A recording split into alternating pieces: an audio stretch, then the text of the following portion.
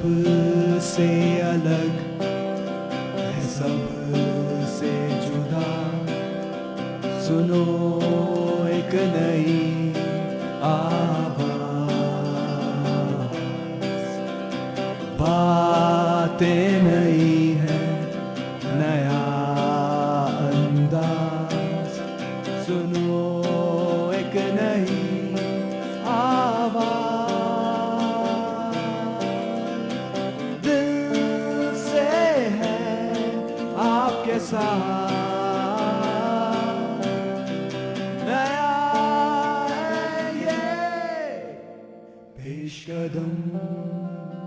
अस्सलाम वालेकुम। इतवार की रात पेश कदम के साथ मैं शेख रोशन और मैं मोहम्मद राफी। हमारे आज के शुमारे में कश्मीरी शाल बाफी मसाइल के नरगे में। कश्मीरी से कोई शाल ही नहीं लेगा, हम उनको जैसे बेवकूफ बनाते हैं, लेकिन हमें ये मालूम नहीं कि हम खुद बेवकूफ बन रहे हैं। जनूबी अफ्रीका के कायद नेल्सन मंडेला की हालात जिंदगी पर एक नजर। नेल्सन मंडेला जनूबी अफ्रीका के सियाह फामों के लिए एक नजात दहिंदा साबित हुए। और जानते हैं किन हालात में हुआ यूनिसेफ का क़याम। यूनिसेफ 11 दिसंबर 1946 को वजूद में आया। अब पेश है मौज़ूआत की तफसील। रियासत जम्मू कश्मीर की तामीर और तरक्की में यहाँ की दस्तकारी सरफिरस्त है और यहाँ की सकाफत का बेहतरीन नमूना है। शाल बाफी कदीम जमाने से ही यहाँ की दस्तकारी और फन की जिंदा तस्वीर है, लेकिन कुछ खुदगर्ज और मुनाफाखोर लोगों की वजह से कश्मीर की शाल बाफी मसाइल के नरगे में है। इस हवाले से पेश है निसार अहमद की ये रिपोर्ट।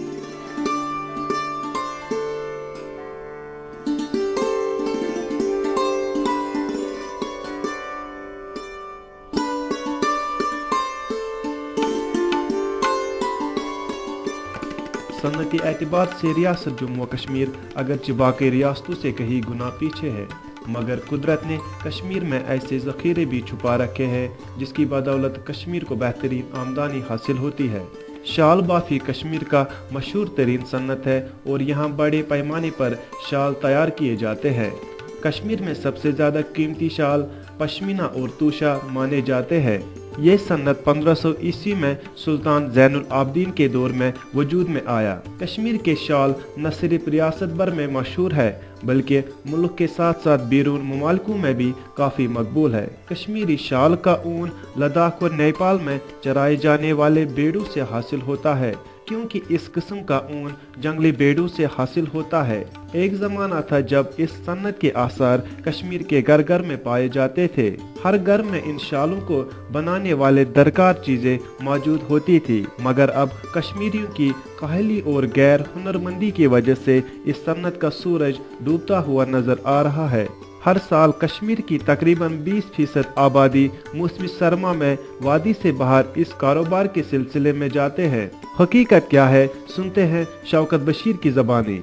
ये जो सन्नत है दूसरों के हवाले कर दी। कश्मीरी शॉल जो होते थे ये मुगलों के जमाने से भी, मैंने खुद भी पढ़ा है, हिस्ट्री में भी पढ़ा है कि मुगलों के दरबार में जब कोई जाता था, कश्मीरी जो रूलर होता था तो वो उनको तोहफे के तौर पे कश्मीरी शॉल देता था। इन कश्मीरी शॉलों की पहचान अलग होती। आज भी हम जब दिल्ली में जाते हैं या बाहर किसी स्टेट में जाते हैं तो वहाँ पे खुद वो जो बाहर के लोग हैं उनको हम पे हमारे ऊपर जो भरोसा था वो खत्म हो गया है, क्योंकि जब हमने वो बाहर के शॉल जो है वही हम उनको बेचते थे। अगर हम अपने कश्मीर की जो शाल की पहचान जो होती है वो अलग होती थी, वो ओरिजिनल भी होता है। पहले इन शालों को बनाने के लिए चरखा पर धागा काटा जाता था, मगर अब मशीनों के जरिए सारा काम अंजाम दिया जाता है, जो ज्यादा अबदार नहीं होते हैं और ना ही कश्मीरी फन की हकीकी अलामत है। कश्मीर के अक्सर सन्नतकार कश्मीरी शालों के बजाय बाकी रियासतों से तैयार होने वाले जाली शालों को तरजीह क्यों देते हैं, सुनते हैं दिल्ली में मुकीम सन्नतकार बशीर मलिक के ख्यालात। आज सेमी पश्मीना होता है, हमने वो मिक्स किया इसमें, मतलब जो बाहर का पश्मीना मशीनों से वो शॉल तैयार किए जाते हैं वो उनकी वजह से मुझे लगता है समहाउ थोड़ा बहुत तो इसकी जो रेपुटेशन है वो खराब हो गई है। इसकी इमेज हम लोगों ने खुद वो खराब किया है, क्योंकि हम ही बेचने वाले हम ही हैं। अगर बाहर का कोई उठाएगा ये मतलब शाल बेचने के लिए जाएगा, उसको कोई लेगा ही नहीं, क्योंकि वो कश्मीरी को देख के कहते हैं शायद कश्मीरी शाल बेचता है। उनको मत मालूम है कि हम क्या करते हैं। मुझे लगता है अगर यही हाल रहा आइंदा ऐसा वक्त आएगा, लोग बाहर के शाल अगर कहेंगे कोई बाहर का कि हाँ हमारे पास शाल है, वो लेंगे, कश्मीरी से कोई शाल ही नहीं लेगा। हम उनको जैसे बेवकूफ बनाते हैं, लेकिन हमें ये मालूम नहीं कि हम खुद बेवकूफ बन रहे हैं। इस सन्नत से वाबस्ता जुड़े लोगों ने ज्यादातर सरकार को इसकी तबाही का जिम्मेदार ठहराया और इल्जाम आयद किया कि इससे जुड़े सरकारी इदारे कोई ऐसी सहूलियात फराहम नहीं करती है जिससे एक छोटा सा व्यापारी भी इससे फायदा उठा सके। हालांकि सरकार हर साल यहाँ की दस्तकारी को फरोग देने के लिए नुमाइशों सेमिनारों का एहतमाम करके लाखों रुपया खर्च करती है, मगर जरूरत इस बात की है कि इश्तिहारबाजी को तरक करके मैदानी सतह पर इस सन्नत को अमली जामा पहनाना है।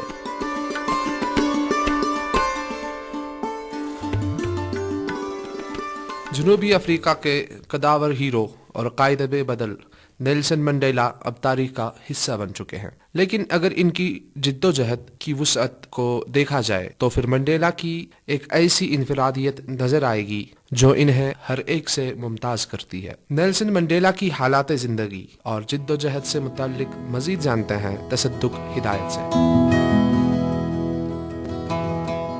दराज सदी में यूरोपी ताजिर जनूबी अफ्रीका मुंतकिल हुए और इस बंजर जमी पर अपने कदम जमा लिए।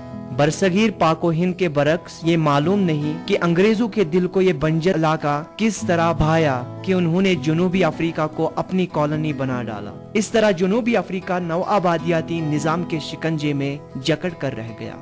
नौआबादियाती निजाम के तहत इस सियाह फाम अक्सरियत के हामिल मुल्क में सफेद फाम अकलियत की हुक्मरानी कायम हुई। सियाह फामों पर जुल्म के पहाड़ टूट पड़े। उनके साथ जानवरों से भी बदतर सुलूक किया जाता था। उन्हें किसी किस्म का कोई हक हासिल न था, बल्कि इंसानी बुनियादी हुकूक से भी वो महरूम थे। इस गटाटूट अंधेरे में 18 जुलाई 1918 को जनूबी अफ्रीका में एक ऐसा लीडर पैदा हुआ जिसने सचमुच में इस मुल्क की तारीख बदल कर रख दी। दुनिया इस अफ्रीकी लीडर को नेल्सन मंडेला के नाम से जानती है। नेल्सन मंडेला जनूबी अफ्रीका के सियाह फामों के लिए एक नजात दहंदा साबित हुए, जिन्होंने एक मुसलसल जदोजहद और बेपनाह कुर्बानियों के बाद अपने हमवतन सियाह फामों को सफेद फाम अकलियत की गुलामी से शख्सी आजादी दिलवाई, और न सिर्फ जनूबी अफ्रीका से बल्कि पूरी दुनिया से सियाह फामों के साथ होने वाली नस्ल परस्ती का खात्मा करवाया। आज उन्हीं की जदोजहद और कुर्बानियों का नतीजा है कि अमेरिका के व्हाइट हाउस में एक सियाह फाम सदर बराजमान है। अपने इस मकसद को हासिल करने के लिए मंडेला को बड़ी जदोजहद करनी पड़ी, बहुत सी कुर्बानियां देनी पड़ी और बहुत सी मसाइब और तकालीफ बर्दाश्त करनी पड़ी।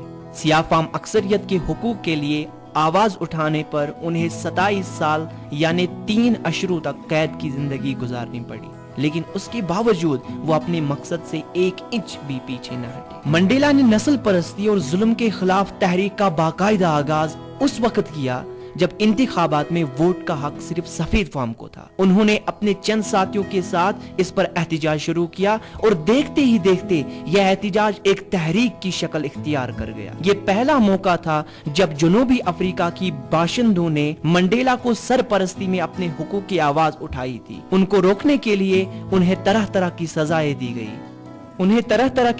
दी गई। सड़कों पर मारा पीटा गया, शदीद तशद्दुद का निशाना बनाया गया, उन पर बगावत का इल्जाम लगाकर कैदी बामुशक्कत में डाल दिया गया, मगर जल्द ही रिहाई मिली। लेकिन रिहाई के बाद उन्होंने सियाह फामों के हुकूक और नस्ल परस्ती के खिलाफ आलमी सतह पर आवाज उठाने की ठान ली। 1980 में मंडेला की रिहाई के लिए जबरदस्त तहरीक शुरू हुई जिसने सफेद फामों की नींदें हराम कर दी। इस तहरीक का नारा था मंडेला को आजाद करो। चनाची इस मगरबी अक़वाम ने ये देखा कि बालाखिर नस्ली मुनाफरत के खिलाफ नेल्सन मंडेला की तहरीक की कामयाबी की मंजिल को छूने वाली है, तो उन्होंने कानून की नजर में सबकी बराबरी के उसूल की हिमायत जोर शोर से शुरू कर दी। लेकिन इस पस मंजर के तहत एक बैनुल अक़वामी मुहिम की आड़ में 1990 में नेल्सन मंडेला को रिहा कर दिया गया।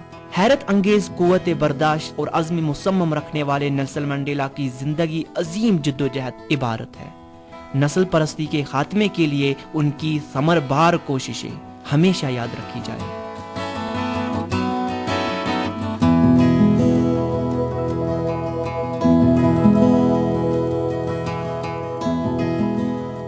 आप पेश कदम को सुन रहे हैं FM 102.6 मेगाहर्ट्ज पर। सामीन, प्रोग्राम को आगे बढ़ाते हैं और इकरा सिद्दीक से जानते हैं 67 बरस कबल यूनिसेफ किन हालात में वजूद में आया था।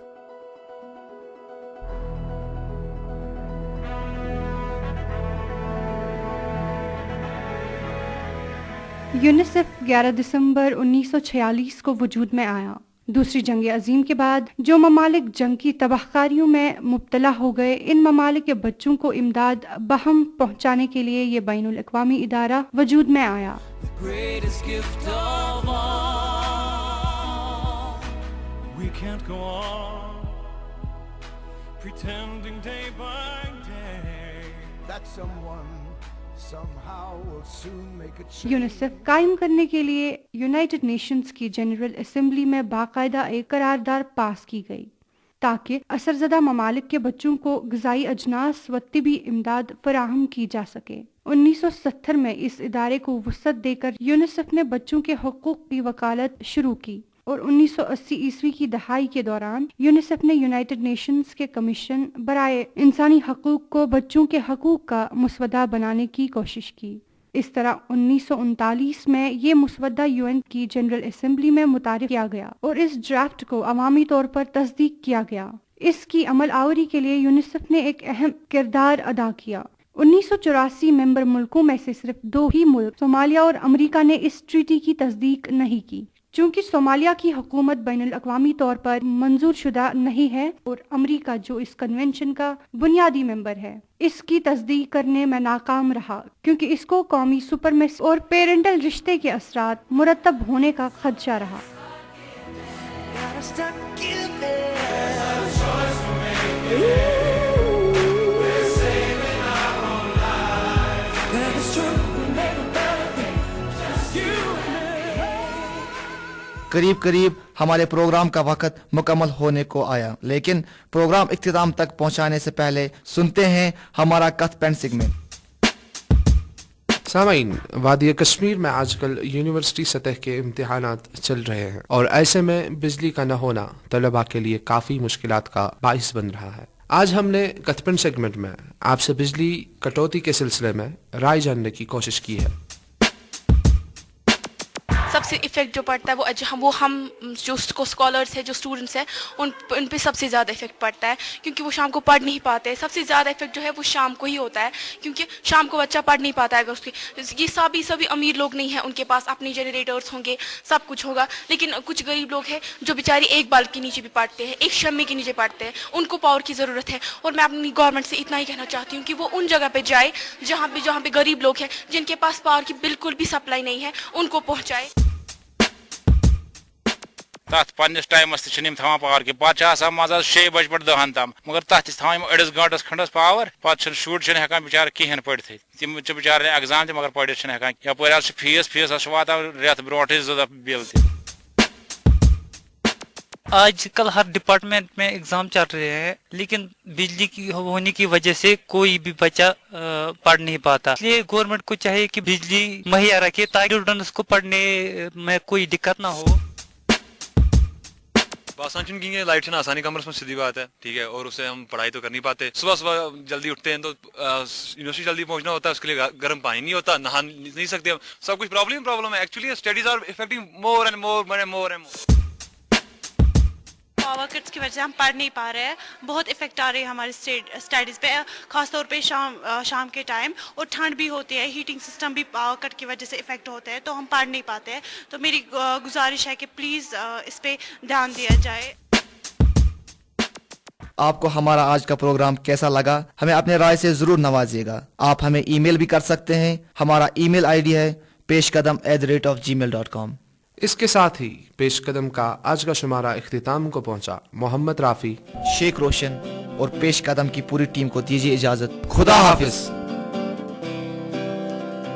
سب سے الگ ہے، سب سے جدا، سنو ایک نئی آواز، باتیں نئی ہیں،